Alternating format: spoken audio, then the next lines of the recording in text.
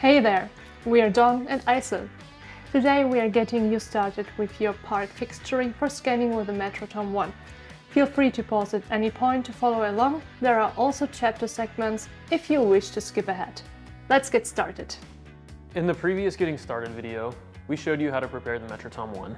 Now you're ready to prepare for a scan. Prior to a scan with the Metrotom 1, we should first fixture the part we wish to scan. Since the Metrotom 1 uses X-ray to scan the part rather than visible light, we can quickly and cost-efficiently create fixtures from low-density materials like foam. Eliminating costly fixtures is just one of the many benefits of the Metrotom 1. For most scans, a generic design with a slight tilt to the part will do the trick.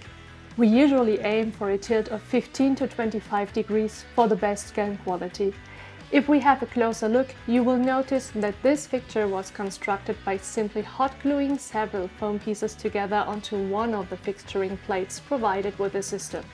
Depending on your part size, you can change your fixture design as needed. I like to think of it as a nice arts and crafts break during a busy day.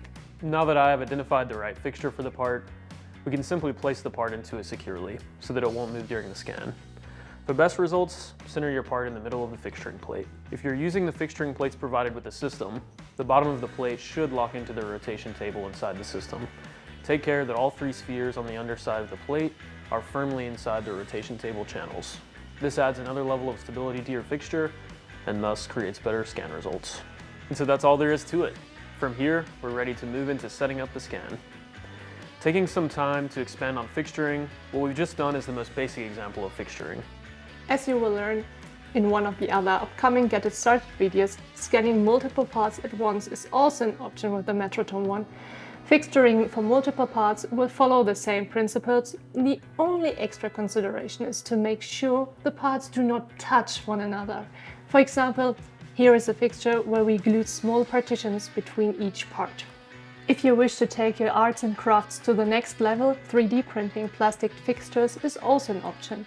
In high throughput situations, where you may scan hundreds of parts a day, and a 3D printed fixture may be the best option for you as it will wear much slower than foam. Please note that the density of the fixturing material should have a significantly lower density than the material of your part. If you experience anything different from what you've seen here, or if you have any questions about the Metrotom 1, please visit handsonmetrology.com. For more Getting Started information, please check out our other videos. Thanks for watching, and we'll see you next time.